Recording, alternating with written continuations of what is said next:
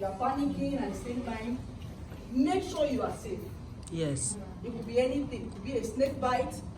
It could be an electrical electrocution. So look around. Stop and look around. Be sure you are safe before you try to save somebody else. Yeah.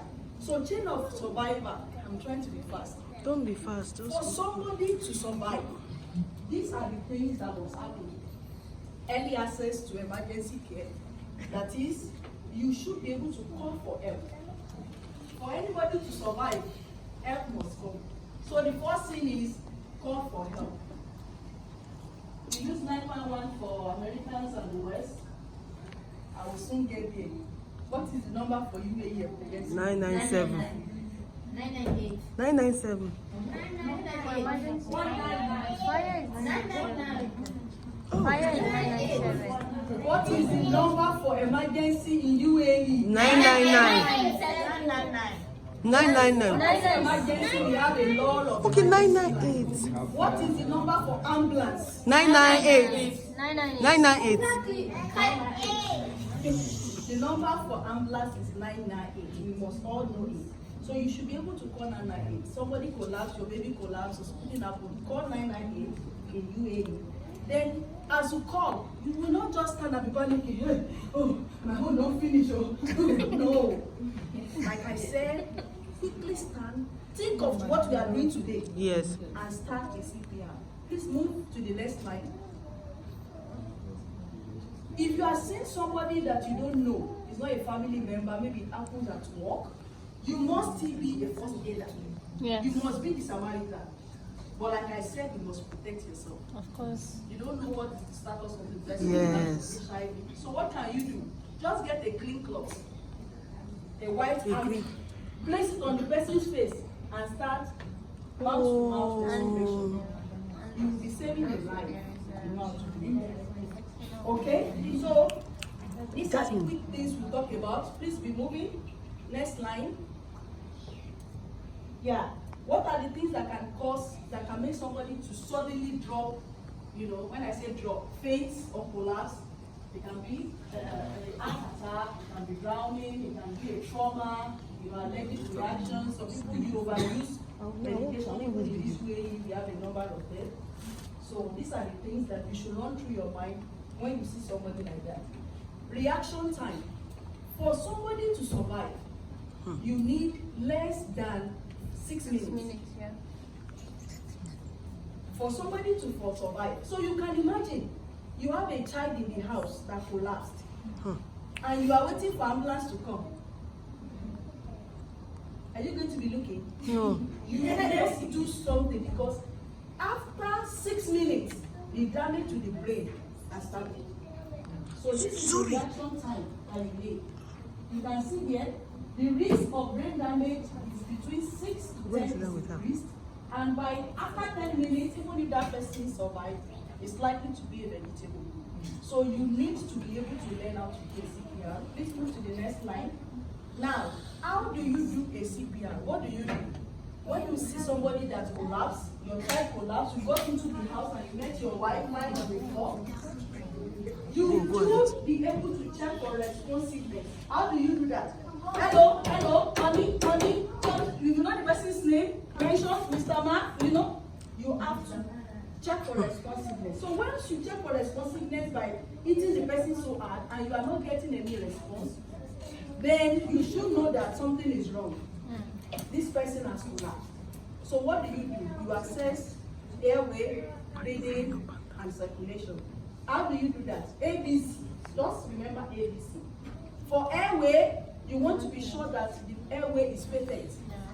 So you open your mouth and look. Don't sweep your hand into the mouth, because if somebody has choked on something, you may push that thing further. So all you need to do is just put your hand like this on top of the person's throat, draw it, and see whether there is anything there. If you have done that and you see that the airway is patent, the next thing to do is to check for breathing. Put your hand, you can put your face over to be sure that you are getting a breathing. If you are not getting it, or you look, just look at the rise and fall of the chest. If you are not getting any of those, that means that person is not breathing. The next thing to do is to check for circulation. Where do we check for the pulse? The wrist. The best place is the carotid. If you are not a medical person, it's going to be difficult for you to check the wrist. Yes. You will be showing Yes. for us in the hospital, sometimes we look for it. But if you're a layman, check for the carotid. Carotid is the artery running through this place. Oh. So, for you to know it, just look at the Adam's nipple, go to the side of it. So, palpate your own pulse. If you have never checked, you will not see another person's stool. Check for your own pulse. Put your hand here, just at the angle of the jaw, below it. Can you feel that palpation? Yes. So, if you feel it now, you know what you're checking for in another person. But I can tell you, some people have never checked. You know, so check for these things, and you know. You have a child, you don't know all these things. You're not doing yourself well. What did we just say? You're not. 6 minutes. Yes. 6 minutes. Even if you are going to rush to the hospital before you get your key, is 6 minutes not too much?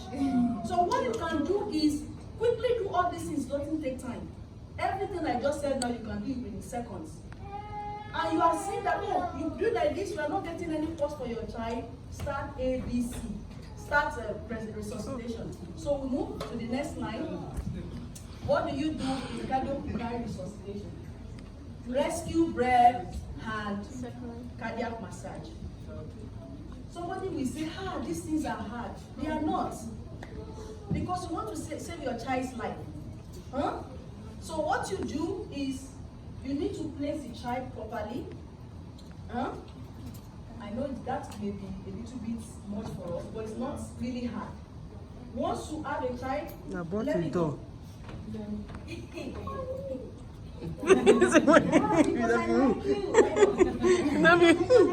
Yeah. So you see this child on the ground, place the child properly. You know, just make sure you place the child like this. Do like this. This is all you need to do. You do see? You know when the head is going to drop like this. For a child, don't tilt too much. For an adult, you need to make a good tilt. But for children, you don't need so much tilt. You just take a little hop like this. You do see that? Yes. Just a little hop. Then wrap your own mouth on the baby's face and give 2 breaths. You see those 2 breaths can be life-saving. We call it rescue breath, because you are rescuing that child. And for children, respiratory issue is the commonest cause of collapse. For adults, cardiac.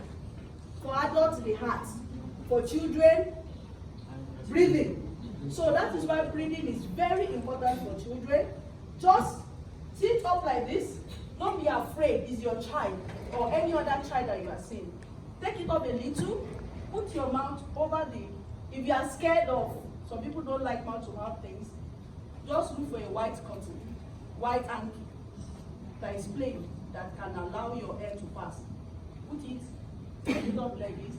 Put your mouth over the whole face and give 2 rescue breaths. Even if you are not going to do anything, just be doing that rescue breath till help comes. You are going to be saving their life. But beyond that, especially for an adult, make sure you place the person properly. You have checked for responsiveness. You have checked the mouth to see that there is nothing blocking it. And you have checked the carotid. And you are sure the child is not breathing. Once you give that 2 breaths, Do compress. Yes. Like this, then look for the center of the chest. And you see the way I'm standing? Yes. Not like this. You must stand straight like this. Then give a massage on the chest. When I say massage, you don't really massage. You call it massage, but it's not massage. You have to go deep. Compress. You have to go press deep like this. Be doing that as you're asking somebody to make a call. To get yes. So the position is for children, just center of the chest. For adults, a little bit to the side. Then you'll be saving their life. Now, so much to be done. Continue, ma, please. This is what you do when you see somebody having a heart attack. Now, I need to mention this. Many of us have illnesses and we don't let our family know about it. When you are sick of anything, let your children know. let people around know I am diabetic. It's Yeah. nothing. Some parents have issues and they never mention it to their children. You are taking insulin, your children don't know. It's not good. The family members should know. So diabetic emergency, please, that's the next line. Let them know if they are on insulin. Because just a cube of sugar can save your life. Of course. Or a half bottle of Coke. So I needed to mention that for diabetes. Then wounds. Yeah, I needed to also mention this. Some of us, our children put their hand into things, we have cut, and you are seeing bleeding. And parents will now panic. You are seeing your child bleeding and you're doing like this. No! Even all you can do is you just put your hand like this. That's the first thing. Put a pressure and stop that bleeding. If it's, have you ever seen amputation of ribs? Your child puts the hand inside the blender. Hey, Jesus.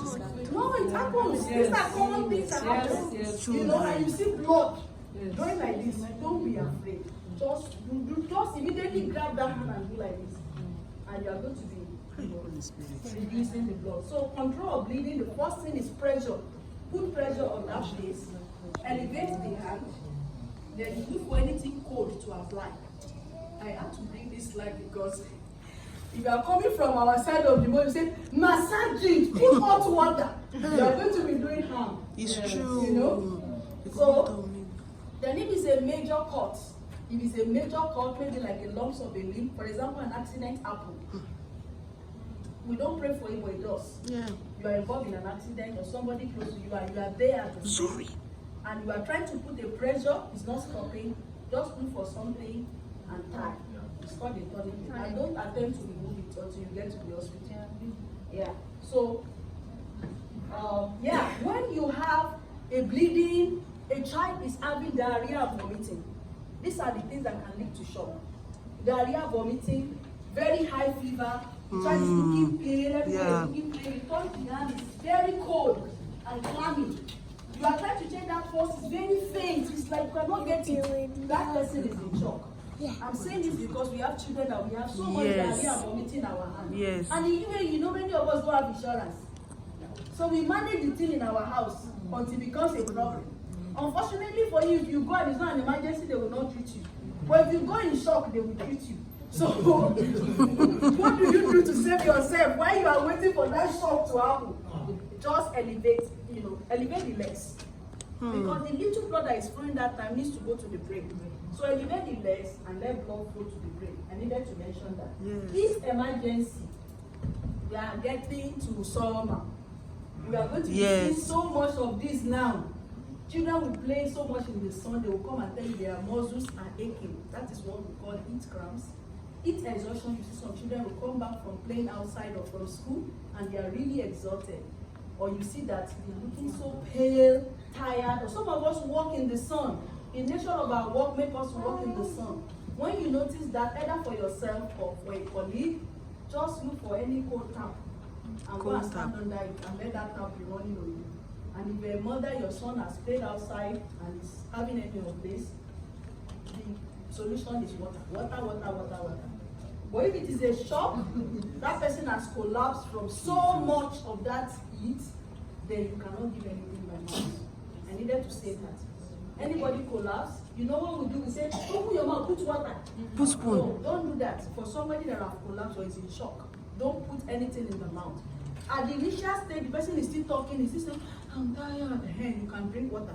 But once the person can no longer talk, is unconscious, don't force water into the person's mouth. I need to say that.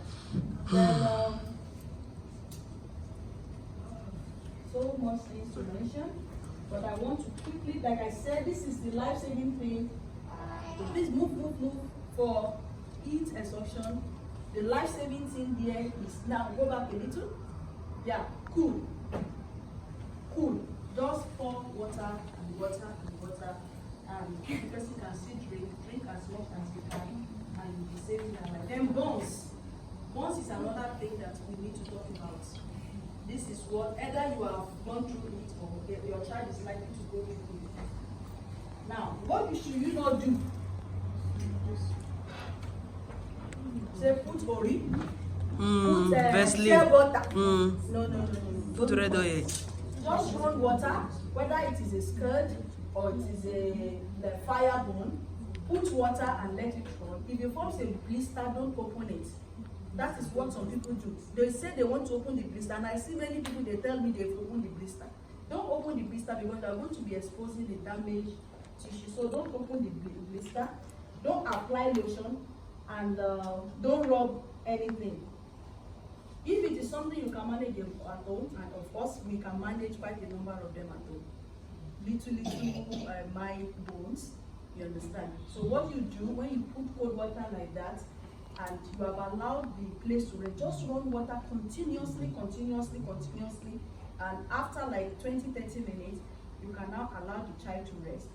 Just put a small bandage that is clean on top of it. If you have rings or things that are attached, remove it because that hand is likely to get swollen.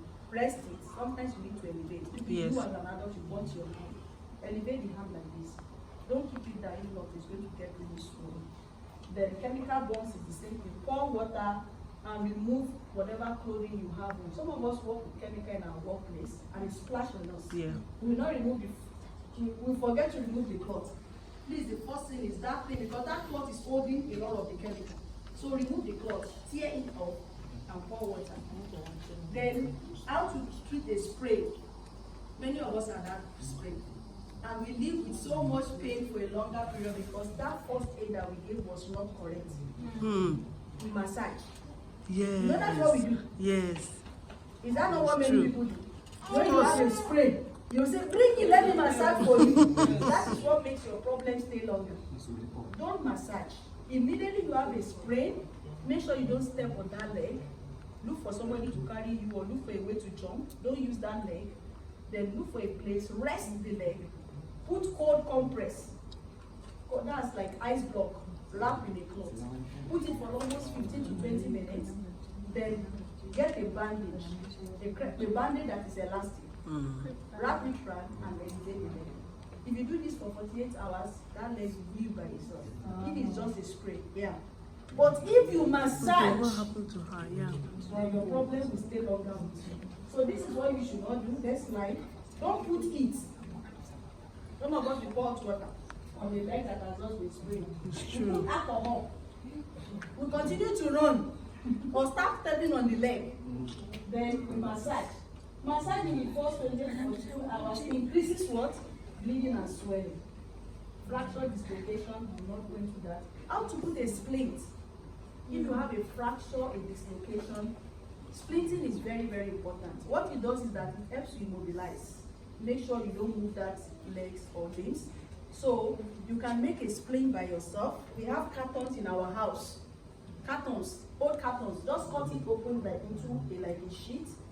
Wrap it around that leg and use a cloth to tie it. Don't make it tight. That will immobilize the leg or the leg or whatever it is. So immobilization is very important in dislocation and fracture. The last thing here is head injury and spinal cord injury. I needed to mention that. Some of us stay in accommodations. Recently I saw a man that fell from top bunk. Or you are in your house, you are using this kind of double-decker bed. That is what many of us use in the UAE. You have a child that is on top and falls down. If that child is unconscious Jesus. or maybe drowsy, then think of head injury and neck injury. You see, that injury may not be so much, but the kind of manipulation we do may cause more. Yes.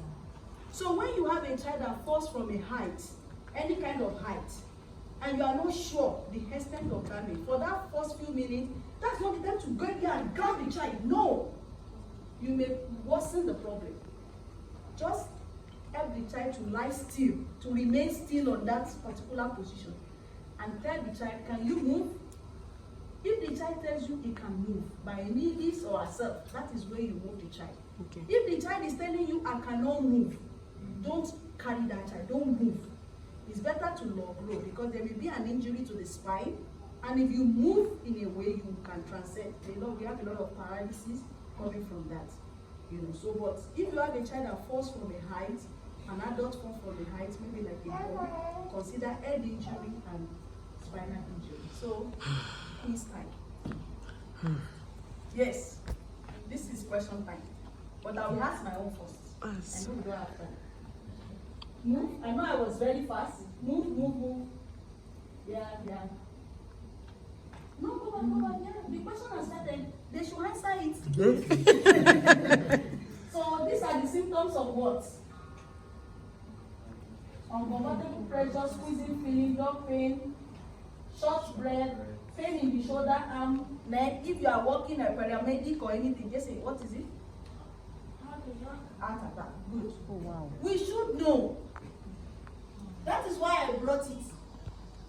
Did you see my questions? Just say you are not talking again. When you are not talking, I want the house to talk. Because if you don't know, you will not It's be able true. to prevent it. You will not be able to It's respond. true. Now the next question. This will just take us a few minutes. Next one, next question. Okay. These are possible symptoms of what? Pain, swelling, bruise, distorted limbs. Right. Fracture or dislocation. Yeah. Move. The next one.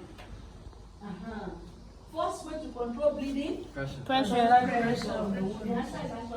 Okay. Move. If you find an unconscious victim, what should you do first? Check. Huh? ABC. Okay. Okay. Something like Okay. Check the cardiac. That's everybody always get this wrong. First to ask the person. Call for Cast- help. That is the first thing. Call who? Because What if there's that nobody person is there? not take your attention. Because See, the first thing you do is call for help. Either you are shouting, you know, call for help. Because the moment you start on that person, you get distracted. Oh, And that will never happen. yes. So you get to your house, you meet your wife's collapse, you meet your son's collapse.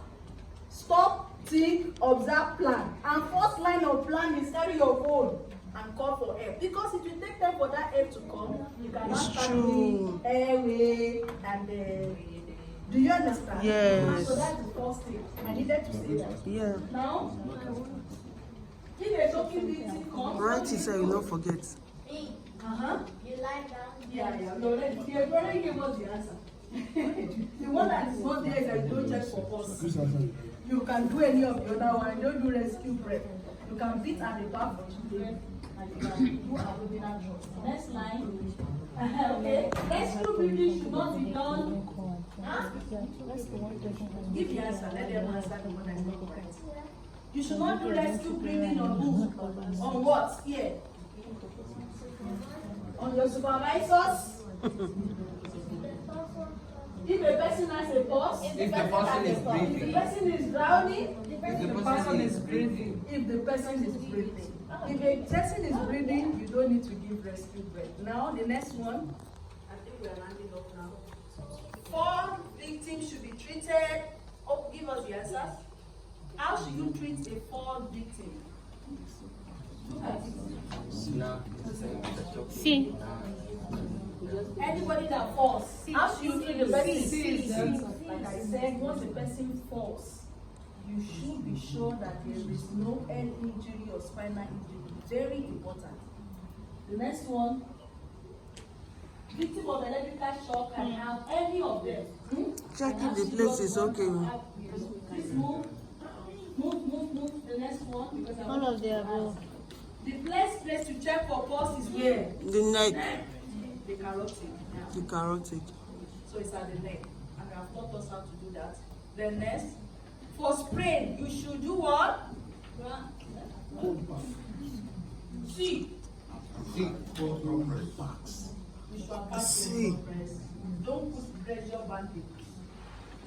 Don't apply the pressure. Did you say pressure? Extra bandage. Don't make it hard. Next one. Next one. What is UAE ambulance number? 998. 998. Adults, please know it though. You won't believe that my husband had a small issue at home, and I am the doctor, and I don't have ambulance number. I had to call somebody to tell me what the ambulance number is. So I felt guilty of this. That was why I said we must discuss it. we must know the number. The first number 999 is for what? Police. Police. I actually gave it before. 998 is for ambulance.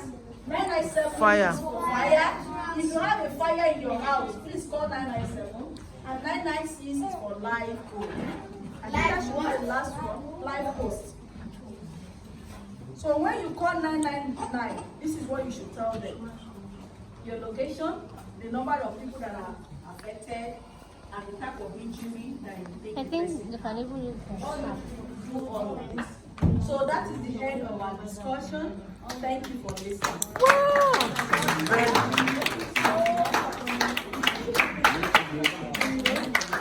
Yeah, so ask question now. Go on. The floor is open for question, yes. Yes. Please go We ahead. can, how do you handle convulsing? For example? Convulsing. Okay. What's the best way to handle convulsing? Alright, so if you have a convulsion, there are two basic kind of convulsion. Febrile, that is, yes, caused by fever. But there are some people that are epileptic. There's no cause, they just have seizure as a disorder. So if it is fever, a child is having convulsion, just like it. Don't put anything, don't manipulate, don't try to, because what happened is that the temperature to the brain was too high. So if you have a child that is convulsing, let the baby straight. Don't try to put anything, that's not going to be paracetamol. Just allow the child to convulse, if the child wants to convulse like that. Then get something cold. A cold, what's it called? A towel. Put it not in a cold water, in lukewarm water, and place it on the child's forehead. And allow the child. If you because you cannot do much at that time, then you cannot start thinking of going to the hospital. If it's febrile convulsion, it lasts less than a minute. It doesn't last long. If it is fever that is causing it, it will stop by itself. So what you can do at home as first aid is get a towel, put in a lukewarm water, that's like a water running from the tap, not ice block, not ice water. Squeeze it and place it on the child's head and allow the child to be on a plain ground so that it doesn't injure, and that is not going to hold the child still, or no, don't do anything, just allow the child.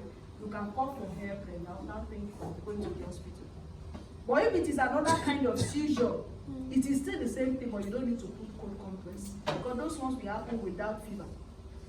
Just allow the patient to lie flat and pray. Yeah. There's that need for help to go to the hospital. Yeah. I just want to add, because we talked about emergency line. So I just wanted to say we can use cap. Everyone wears cap, right? So it's easy for you to understand. Civil defense, ambulance, police.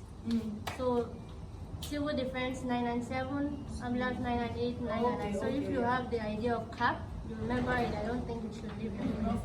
And also for the one you mentioned about first aid, most people, because I work in a hotel, I do first aid sometimes. Most people tend to forget, like there's an emergency. If you're two people, one person can call the police while the other person doesn't. Because like you mentioned, 6 minutes. Yeah. Because most people forget that while they are doing, they start doing first and they forget they have to call the police. Because Yes, it's sometimes true. ambulance will tell you that this is what you have to do while they are there. Because it takes time, I'm telling you, it takes time for them to even come. For my own experience at work, it takes time for them to come. So while they're on the phone with you, they can tell you one or two things to do before you get there. So please, if you are two people, one person, if you are confident, don't just do it if you are not, because you might actually kill the person. So I just wanted to... And learn the skill, please. Yeah. Go to your YouTube and learn how to do CPR and perform it on your family member at home. Yes. While you are learning. It's safe. Please, let's learn the skill. Praise God. You talked about if we find someone collapse, that we should apply the first aid or something.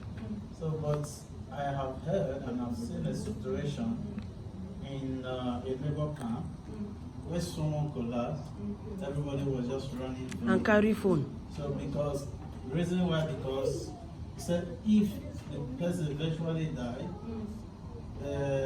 they will do a scan, like fingerprints, to know whoever that was involved in touching the person. That person could get himself into problem. Wow. So people avoid So I have seen it, and truly, when the police came, they eventually carried out that Fingerprint. because the person died, and everybody was just running from that.